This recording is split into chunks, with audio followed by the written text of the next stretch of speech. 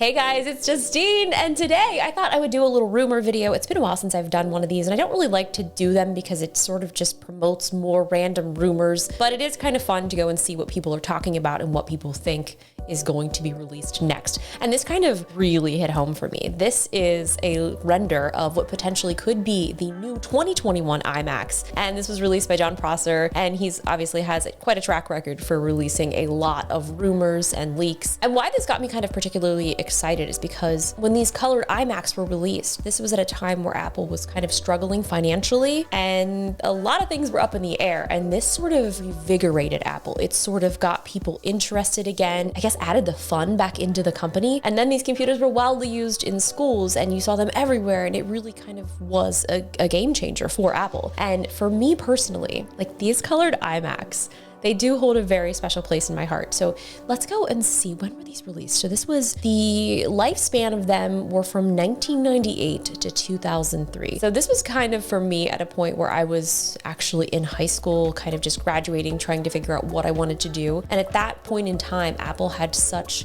a huge influence on me. I was doing book reports on Steve Jobs. I was trying to figure out what I wanted to do with the rest of my life and where my interests lie. And mostly I was very interested in graphic design and photography. So seeing the success of these iMacs and seeing them basically everywhere that I went was really, really cool. I do remember we went and got the Lime iMac for my grandmother, and it was kind of cool to sort of introduce her to this whole world that was something that was so near and dear to my heart, and then to kind of teach her how to use it. And now my grandmother is so tech savvy, like you guys don't even know. Like she makes full on scrapbooks of all of my adventures. She does them all in pages. She prints them out, and it's so fascinating to see how far she's come from that Lime iMac. We actually did recently get her a new iMac for Christmas, so she is all up to date. So I feel like the color scheme of these potential iMacs are really not that far off, because these are all the colors basically of the last iPad Air and the colors of the new AirPods Pro Max, which I've been loving my AirPods Pro Max. I just recently got back from a 3-week kind of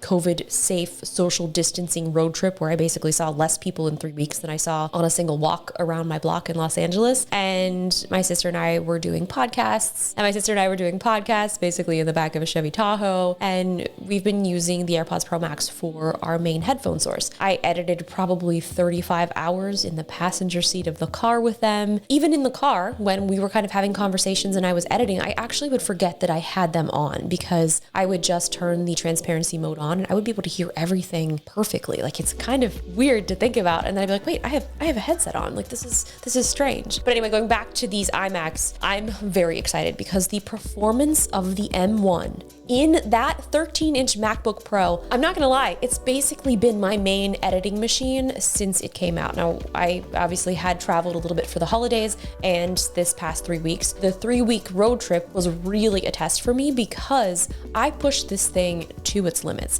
Now, the fact that it only does have 2 ports is a little bit hindering because it doesn't have enough power to power 2 of my 4TB solid state drives. I had run into a few issues with that, but it's like this machine is not a pro level machine, and the things that I have been doing on this laptop are just, it's mind-blowing to me. I'm editing 8K footage. I'm editing externally. I've been powering our entire podcast. I basically have been doing everything on it, and it's been performing amazing. There have been a few issues that I've run into where some plugins didn't work and things weren't working properly, but I feel like that's kind of to be expected because of the whole entirely new architecture, and a lot of apps have not completely got on board with M1 yet, and also Big Sur. And for me, I usually never update to the latest OS until like 6 to 8 months later just to make sure everything works. But this year, I did update to Big Sur on all of my machines, and there have been a few instances of things that haven't worked. I know a lot of people who do a lot with audio, they have not been able to use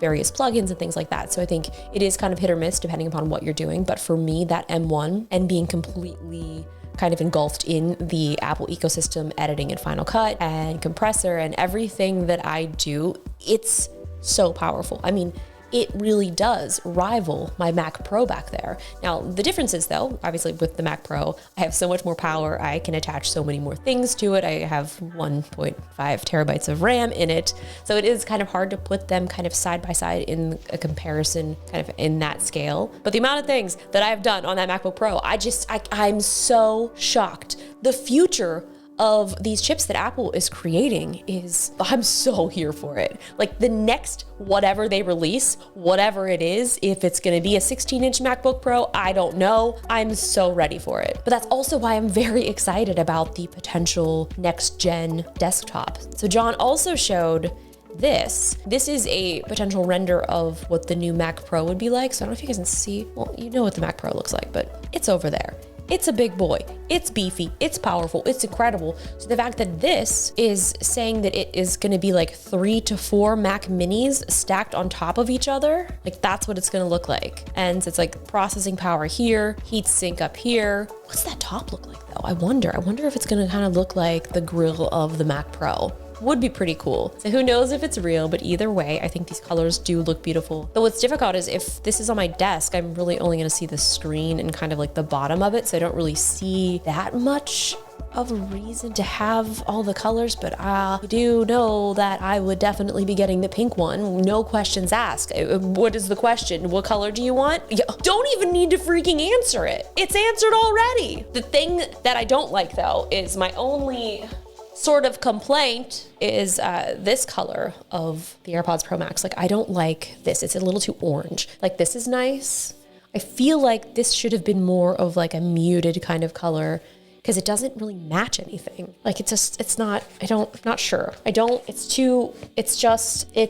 a miss for me. That's all I'm gonna say. But like this color pink, like this is nice. Look at that, look at this, nice. But this color pink on the iMac is probably gonna be more like this kind of a color, which is nice. I like this. This I like. This is orange. This isn't even pink. This is nothing. This is not even, I would love to hear from you guys though. Like, what are you looking forward to Apple this year? Have you seen any other rumors that I should check out? I'm just very excited about the future of what the M1 chips are going to be, because seeing the power and the potential just in these lower end MacBooks, it has me so excited for the future. I'll see you guys in my next video. Feel free to leave me some comments below. Don't forget to like and subscribe and hit the bell so you're notified when I post new videos.